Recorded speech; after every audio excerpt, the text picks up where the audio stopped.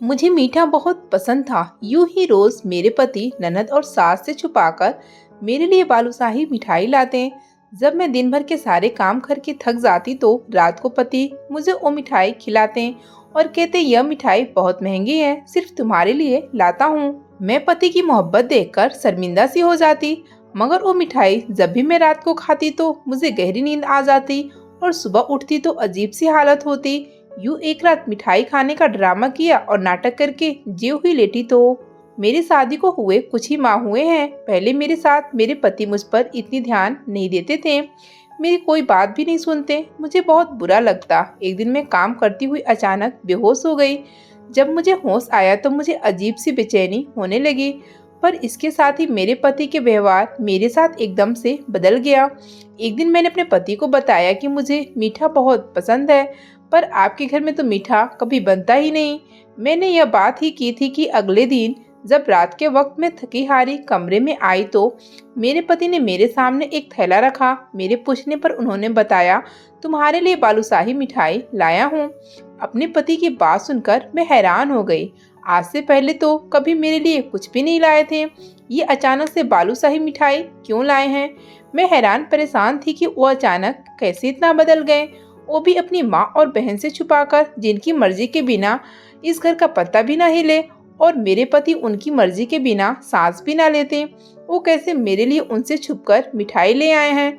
कुछ बात हजम ना हुई, पर मिठाई खाने के फौरन बाद मुझे नींद आने लगी और मुझे एहसास हुआ कि कब मैं गहरी नींद की वादियों में चली गई।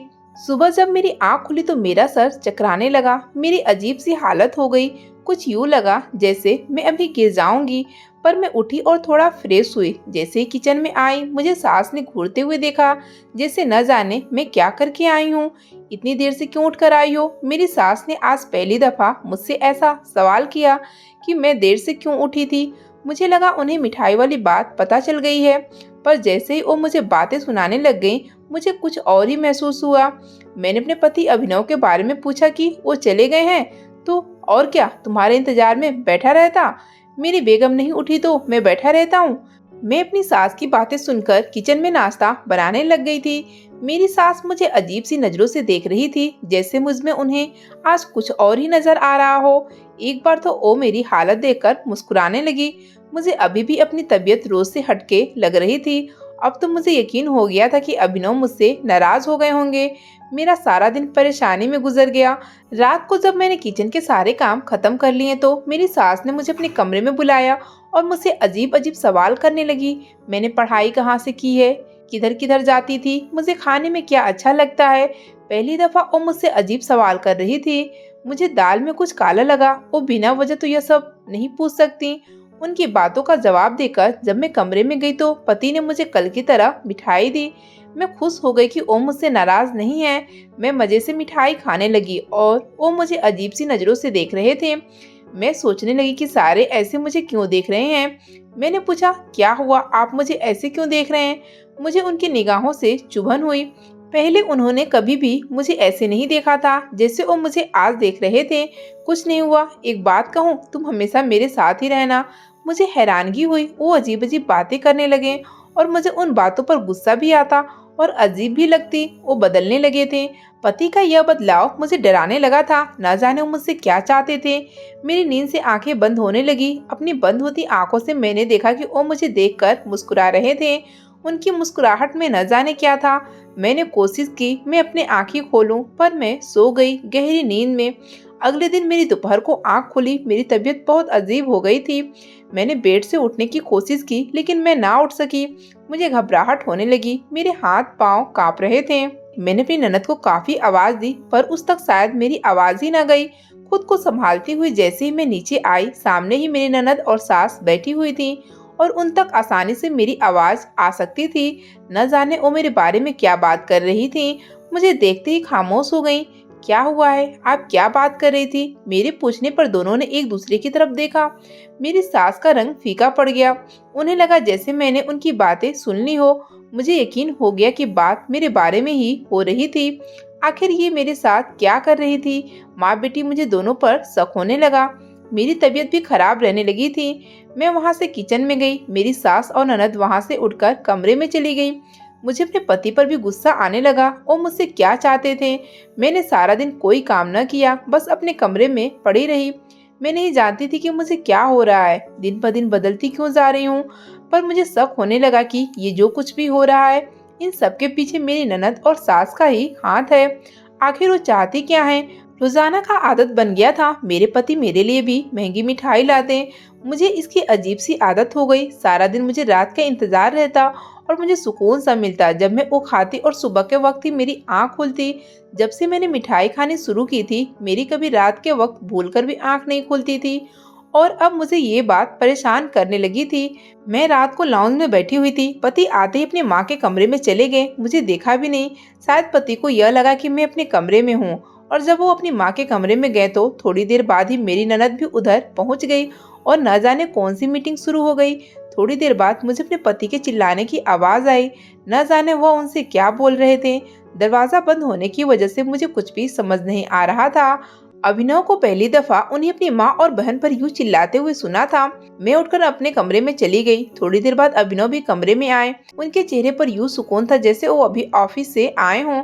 हमेशा की तरह आप आज लेट से ऑफिस आए हैं? मैंने जानबूझकर सवाल पूछा। हाँ, काम ज्यादा था, मैंने खाना भी वहीं खा लिया था। उन्होंने बड़ी सफाई से झूठ बोला। मैं उनकी झूठ की वजह समझ ना सकी। आज वो फिर मेरे लिए मिठाई लाए थे। पहले तो मैंने खाने से मना किया, पर वह जिद करने लगे कि उनके जिद पर मैंने थोड़ी सी मिठाई खाई, बाकी रख दी। उन्होंने फिर मुझे थोड़ा और खाने को कहा। थोड़ी देर बाद मुझे नींद आ गई। अचानक मुझे नींद में चुभन महसूस हुई, जैसे किसी ने सुई चुभो दी हो। पहली दफा मुझे आज नींद में कुछ महसूस हुआ था। मैंने जबरदस्ती अपनी आंखें खोली और लाइट ऑन करके देखा, पर वहां तो कुछ भी नहीं था। अभिनव सो रहे थे। मैं लाइट ऑफ करने लगी, पर मुझे महसूस हुआ जैसे अभिनव सो नहीं रहे, बल्कि जबरदस्ती आंखें बंद करके लेटे हुए हैं। मैंने उन्हें आवाज दी, पर वो टस से मस न हुए। मैं अपनी गलतफहमी समझकर लाइट ऑफ करके लेट गई और फौरन ही सो गई। मुझे नींद में यूं महसूस हुआ जैसे कोई मेरे पास ही बातों में लगा हुआ है, लेकिन मुझ में आंखें खोलने की हिम्मत न हुई, ना ही मुझे बातों की समझ आई। पर इतना जरूर सुनाई दे रहा था कि कोई बोल रहा है और बातें हो रही हैं। सुबह मेरी जल्दी आंख खुल गई। विनो किसी से फोन पर बात कर रहे थे। मुझे जागता देखकर फौरन उन्होंने कॉल कट कर दी। मैंने उनसे रात के बारे में पूछा। रात को किसी से बातों में लगे हुए थे? हमारे कमरे में कोई और भी था क्या? मेरी बात सुनकर अभिनव एकदम से घबरा गए। उनका रंग फीका पड़ गया। मैंने नासमझी से उन्हें देखा। कोई भी नहीं था। ऐसे घबरा गए जैसे चोरी करते पकड़े गए हो। न जाने क्यों घबरा गए थे। आप परेशान न हो, मैंने शायद कोई सपना देखा हो। अक्सर सपने में भी ऐसा होता है, मैंने मुस्कुराते हुए कहा। वो भी कहने लगे, हाँ ऐसा ही है, लेकिन मुझे दाल में कुछ काला लगने लगा। सारा दिन मेरी सास मेरे साथ उखड़ी रही। मुझे बहुत अजीब लगता अब अपनी सास का यह रवैया। यह मेरी वही सास थी जिसने कितनी मिन्नतें करके मेरे माँ बाप से मेरा हाथ मांगा था। कैसे जब ये मुझे इस घर में ब्याह कर लाई थी, मेरे पैर जमीन पर ही नहीं लगने देती थी। जब भी मेरा कहीं से रिश्ता आता तो मेरे माँ बाप इनकार कर देते, या ना जाने मेरे माँ बाप ऐसा क्या कहते कि रिश्ते वाले खुद ही इनकार करके चले जाते। मुझे कभी इस बात की समझ ना आई। फिर एक दिन मेरी सास अपने इकलौते बेटे के लिए मेरा हाथ मांगने आई। वो पहली औरत थी जिन्होंने इतनी मिन्नतें करके मेरा रिश्ता मांगा था।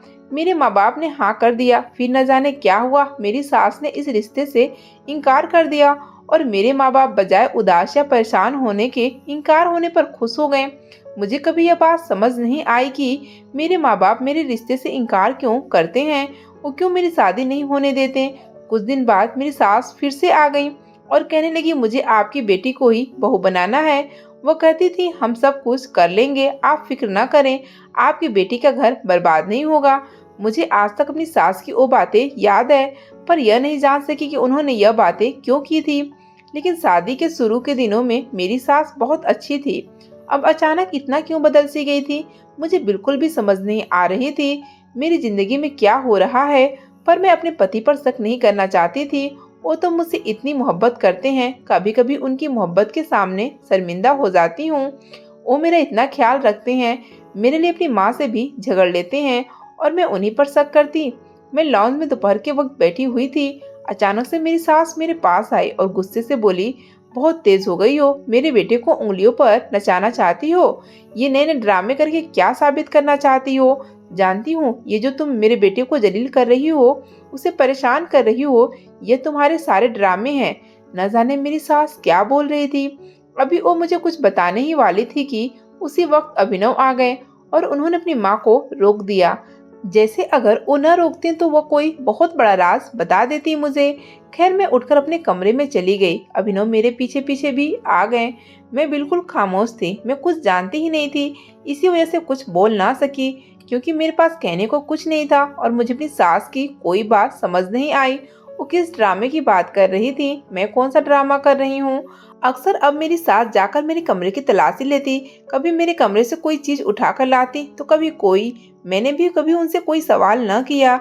मैं अभिनव से उनकी जल्दी आने की वजह पूछी, पर उन्होंने कोई जवाब न दिया और बाहर चले गए। रात के वक्त मैं उनके इंतजार में सो चुकी थी। उन्होंने ही आकर मुझे उठाया और मुस्कुराते हुए कहा, थोड़ा सा इंतजार कर लेती।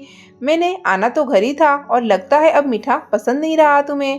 पहले तो बड़े जोश से खाती थी मिठाई। मैंने उनकी बात सुनी और मुस्कुराने लगी। मैं तो अब भी खाती हूँ, यह कहकर आज भी मैं जी भर के खाने लगी। पर जैसे जैसे मैं वो खा रही थी, मेरा सर चकरा रहा था। अचानक मैंने देखा कि कमरे में कोई लड़की दाखिल हुई, पर उस वक्त तक मुझ में हिम्मत ही नहीं थी कि मैं आंखें खोलूं। मुझे इतनी सुकून की नींद आ रही थी कि मैं दुनिया जहां से बेगाना होकर उस वक्त सोने के लिए बेताब थी। तकिए पर सर रखते ही मुझे सुकून मिला और उस वक्त मुझे कोई हर्ज नहीं थी कि कमरे में कोई लड़की आई है या लड़का। मुझे बस सोने की थी। मैं सुकून की नींद सो गई, ये सोचे बिना कि वो लड़की मेरे कमरे में क्या करने आई थी, वो भी इतनी रात के वक्त। यहाँ तक कि मेरा पति भी कमरे में मौजूद था। सुबह उठकर मैं यही सोचने लगी कि आखिर वो लड़की कौन थी और क्यों मेरे कमरे में आई थी। सारा दिन मेरा इसी परेशानी में गुजर गया। मैंने फैसला कर लिया था कि अब से मिठाई नहीं खाऊंगी। सब कुछ इसी की वजह से हो रहा था। जब से मैंने खानी शुरू की थी, सारे ही बदल गए थे। मेरी सास और ननद का मेरे साथ बुरा व्यवहार हो गया और मेरे पति का मेरे साथ अच्छा हो गया। रात के वक्त जब अभिनव मिठाई लाए, मैंने सोचा कि मना कर दूं, पर मैं ना कर सकी। जितने प्यार से वो मुझे दे रहे थे, वो मुझे पकड़ाकर बाहर चले गए। थोड़ी देर बाद आए तो मैंने तकिए पर सर रखकर सोने का ड्रामा करने लगी। पहले अभिनव न जाने किससे बात कर रहे थे, मुझे कुछ समझ न आई। वो इंग्लिश में लगे हुए थे, मैं भी सोने वाली अंदाज में लेटी रही। फिर मुझे सच में नींद आने लगी। जब काफी रात हो गई, रात के 12 बजे एक वक्त था कि कोई कमरे में दाखिल हुआ। मैंने हल्की सी आंखें खोलकर देखा। सामने उसे जो बात की वो सुनकर मुझे यूं लगा किसी ने मेरे सर पर बम फोड़ दिया। मेरी पेशानी पर पसीना चमकने लगा। सोए हुए भी मुझे एक पल के लिए अभिनव से नफरत हो गई। वो शख्स कौन सी दवाइयों की बात कर रहा था, मुझे कुछ समझ न आया। अचानक को दूसरा शख्स मेरे पास आया। मुझे बाजू पर चुभन होने लगी। उन दोनों की बातें सुनकर मेरी रूह भी कांप गई और जैसे मुझे उसने इंजेक्शन लगाया, मुझे यूं लगा कि किसी ने मेरी जान निकाल दी हो। न जाने वो क्या था। दिल किया कि मैं चीखने लगूं, चिल्लाऊं। मेरे लिए बर्दाश्त करना मुश्किल हो गया। मुझे समझ न आया कि मेरे साथ क्या हो रहा है, लेकिन मैं बर्दाश्त किए लेटी रही। न जाने मुझसे अभिनव क्या चाहता था और ये सब क्या था। सुबह मैं उठी तो मेरी आंखें लाल हुई थी। आज मेरी हालत पहले से भी ज्यादा बुरी हो चुकी थी और मुझे यकीन हो गया था कि मुझसे अभिनव कुछ छुपा रहे हैं। अभिनव ही नहीं, बल्कि उनकी माँ भी कुछ छुपा रही थी, जो अभिनव भी मुझसे छुपा रहे थे। और ये सब न जाने मेरे साथ कौन खेल खेल रहे थे, मुझे कौन से कामों में इस्तेमाल कर रहे हैं। नफरत होने लगी अपने पति से। मेरा दिल करने लगा कि मैं सब कुछ छोड़कर अभी के अभी अपने घर चली जाऊं।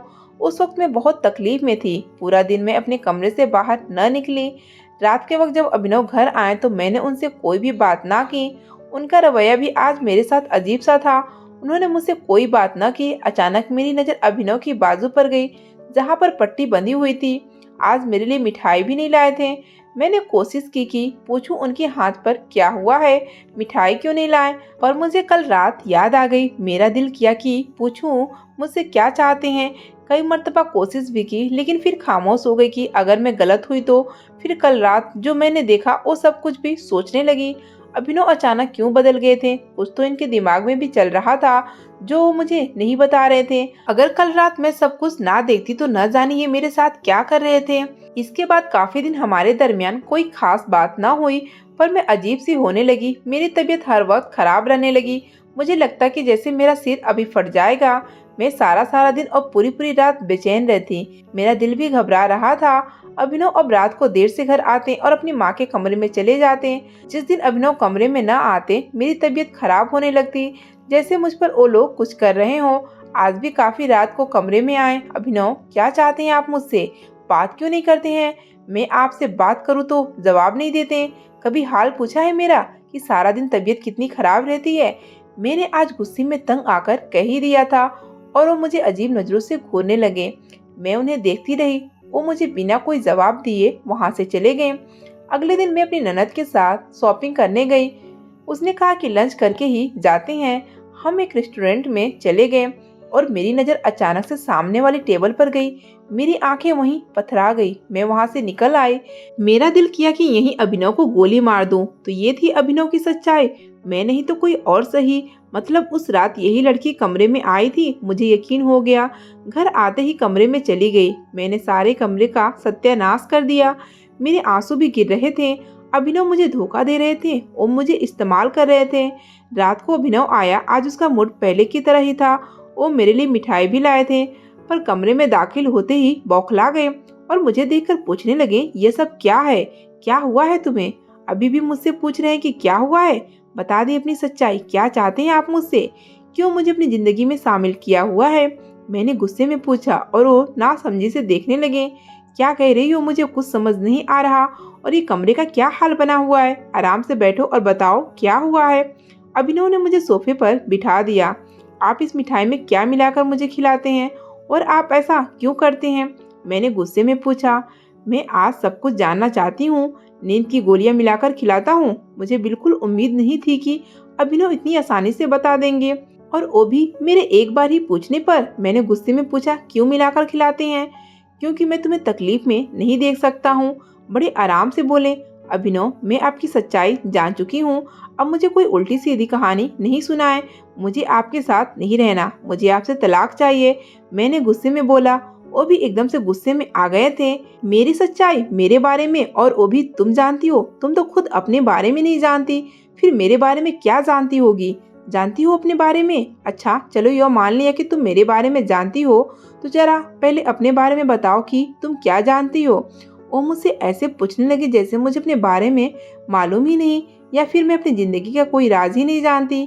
कौन था वो शख्स जो उस रात को कमरे में आया था, और कौन थी वो लड़की जिसे आप बुलाते हैं मुझे नींद की दवाई खिलाकर?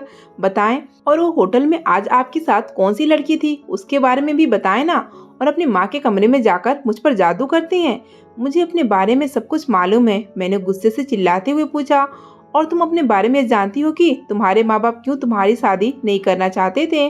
वो सिर्फ मुझसे ही नहीं बल्कि किसी से भी तुम्हारी शादी नहीं करना चाहते थे, क्योंकि तुम एक बीमार लड़की हो, और वो कहते थे कि तुम जल्द ही पागल हो जाओगी। जो भी तुमसे शादी करेगा वह तुम्हें तलाक दे देगा। मेरी माँ भी फिर तुम्हारा रिश्ता नहीं लेना चाहती थी। मेरी जिद पर तुम्हें मेरी माँ ने इस घर की बहू बनाया। और रही बात तुम्हें नींद वाली गोलियां खिलाने की, तो एक रात थोड़ी सी मिठाई तुमने खाई थी, अपना हाल देखा था। मर जाती तुम अगर नींद की दवाई न खाती तो। नींद वाली दवाइयाँ खिलाकर इलाज करवा रहा था तुम्हारा, और वो लड़की तुम्हारा इलाज करने आती थी। और उस रात वो डॉक्टर था मेरे साथ जिसने तुम्हें इंजेक्शन लगाया था। मानता हूँ कि रात के वक्त वो लड़की आती थी। अगर कहती हो तो मैं तुमसे अभी बात करवा देता हूँ कि वो यहाँ क्या कर जाती थी। और वही लड़की आज होटल में भी मेरे साथ थी और एक उम्मीद दिला रही थी, हाथ पर हाथ रखकर, कि तुम्हारी बीवी को कुछ नहीं होगा। और यही रोजाना मेरी अपनी माँ से झगड़ा होता है। वो कहती है तलाक दे दो, इस बीमार बीवी को क्यों साथ रखा है? पहले तो उन्हें हमदर्दी थी तुमसे, अब वो तुमसे नफरत करती हैं, क्योंकि मेरा हाल सिर्फ वो देखती हैं। कैंसर है तुम्हें, इसी वजह से तुम्हारे घर वाले कहते थे कि मर जाना है तुम्हें। अगर पागल हो गई तो जिससे शादी होगी वो भी छोड़ देगा तुम्हें। इसी वजह से मेरी माँ ने तुम्हारे बाप से कहा था कि हम ख्याल रखेंगे तुम्हारा। और ये जादू वाली बात किसने तुम्हारे दिमाग में डाल दी है? ऐसा कुछ नहीं, फिक्र मत करो, मेरी माँ भी तुम्हारे साथ ठीक हो जाएगी। अभिनव मुझे सारी सच्चाई बता दी है। अभिनव की बातें सुनते सुनते मुझे एहसास ही नहीं हुआ कि कब मेरी आंखों से आंसू गिरने लगे। मेरा दिल किया कि जमीन फटे और मैं इसमें समा जाऊं। मैं कितना इस शख्स को गलत समझ रही थी, और मेरे लिए वो सब कुछ अपना कुर्बान कर रहा था। मुझे कैंसर था और इसके बावजूद वो शख्स मुझे अपने साथ रखकर बिना मुझे बताए कि मैं परेशान ना हूँ मेरा इलाज करवा रहा था। और मैं उसे कितना गलत समझ रही थी। मैंने उससे रोते हुए वादा किया कि आइंदा कभी ऐसा नहीं करूंगी। वो भी मुस्कुरा दिया, जानता हूँ अब तुम कभी ऐसा नहीं करोगी और तुम जल्द ही ठीक हो जाओगी। अभिनव ने मुझे दिलासा दिया। अगर आपको आज की कहानी पसंद आई है तो वीडियो को ज़रूर लाइक कीजिएगा और अपने दोस्तों के साथ भी शेयर कीजिएगा। और हाँ, अभी तक आपने हमारे चैनल को सब्सक्राइब ना किया तो ज़रूर सब्सक्राइब करें।